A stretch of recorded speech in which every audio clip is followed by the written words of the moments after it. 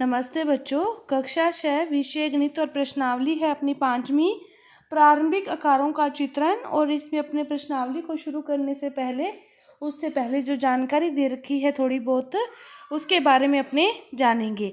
तो क्या दे रखा है, आपकी प्रश्नावली का नाम है प्रारंभिक आकारों को समझना। कि जो आकार होते हैं प्रारंभिक, त्रिभुज, चतुर्भुज, रेखाखंड, कोण, कि इन सभी को कैसे समझा जाता है।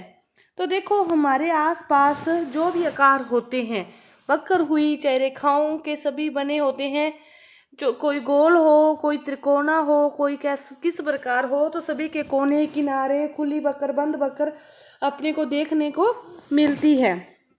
तो आपके जो पॉइंट है रेखाखंडों को मापना, कि अपने रेखाखंड को मापते हैं तो रेखाखंड को मापने के लिए अपने स्केल का यूज करते हैं। और दूसरा है कि देखकर तुलना करना, कि देखकर अपने देख सकते हैं कि जो ए बी है वो क्या है, बड़ी है किस से, सी डी से।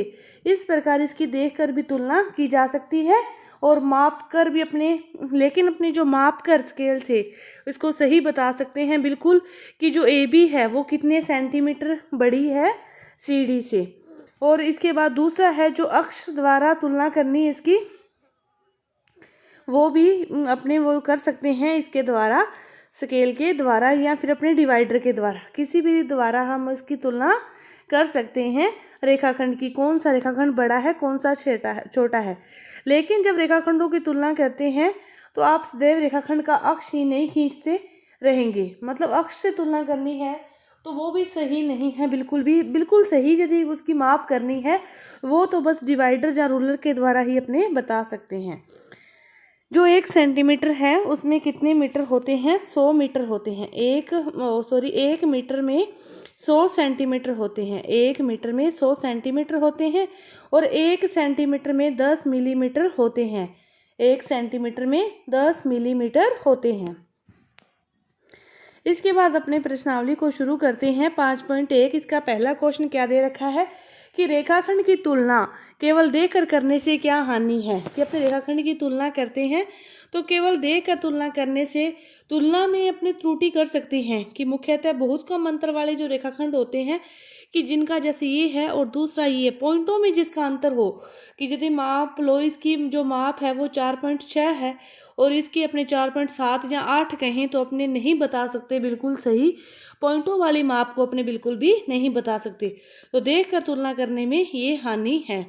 इसके बाद देखो दूसरा क्वेश्चन, एक रेखाखंड की लंबाई मापने के लिए रूलर की अपेक्षा डिवाइडर का प्रयोग करना क्यों अधिक अच्छा रहेगा। क्योंकि रूलर की तुलना में डिवाइडर का प्रयोग करना बेहतर इसलिए रहेगा क्योंकि रूलर की मोटाई उसकी लंबाई को सही मापने में जो कठिनाई है उसका कारण बन सकती है, लेकिन जो डिवाइडर है वो बिल्कुल सटीक माप कर सकता है, बिल्कुल शुद्ध माप कर सकता है। इसके बाद देखो तीसरा क्वेश्चन, कि कोई रेखाखंड ए बी खींचते हैं, ए और बी के बीच कोई बिंदु सी है, तो ए बी बी सी ए सी की जो लंबाई मापते हैं इस प्रकार है। कि आपके पास देखो कि कोई रेखाखंड कह रहे हैं कि ए बी खींचते हैं, ये क्या है ए और बी, और इसके बीच में कोई बिंदु है सी, यहाँ पे कोई बिंदु सी है। तो देखो कि जो ए बी की लंबाई होगी, पूरे की लंबाई होगी, वो इसके और इसके योग के बराबर होगी। ये तो सत्य ही है। आप कितने भी माप का ए बी रेखाखंड खींच लो 6 सेंटीमीटर का, उसके बीच में कहीं भी कोई भी बिंदु दे दो सी, चाहे इसकी तरफ चाहे इसकी तरफ चाहे बीच में कहीं भी, बाद में मापो कि ए सी कितने का है। यदि ए सी 4 होगा तो बी सी आपका 2 होगा, इन दोनों का योग ही 6 के बराबर ही रहेगा। चाहे आप सी बिंदु को किसी भी साइड लेकर इसको करके देख सकते हो। इसके बाद देखो चौथा क्वेश्चन क्या दे रखा है, कि एक रेखा है ए बी सी इस प्रकार स्थित है कि A B 5 centimetre, B C 3 centimetre और ए सी 8 सेंटीमीटर है। इनमें से कौन सा बिंदु अन्य दो बिंदुओं के बीच स्थित होगा। कि सबसे जो बड़ी रेखा है वो कौन सी है, ए सी है। ए सी कितने सेंटीमीटर है, 8 है, तो फिर बीच में बिंदु क्या बच गया, बी ही होगा।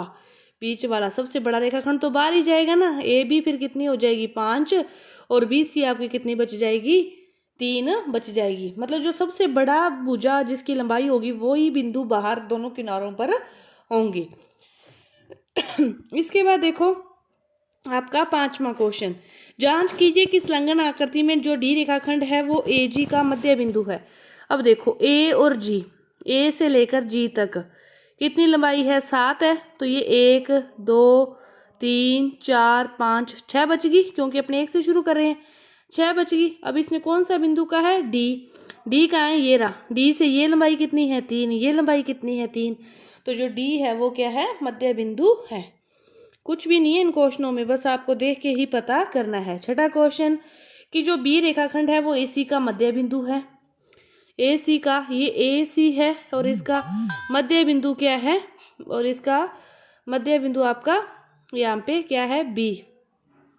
और ABC और D एक ही रेखा पर स्थित है। ABCD और A क्या है? एक ही रेखा पर स्थित है।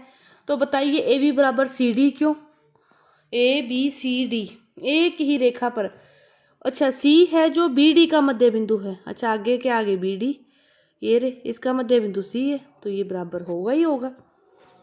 इसके बाद 5 त्रिभुज खींचिए, उनकी भुजाओं को मापिए। प्रत्येक स्थिति में जांच कीजिए किन्हीं भी 2 भुजाओं की लंबाई तीसरी से बड़ी है।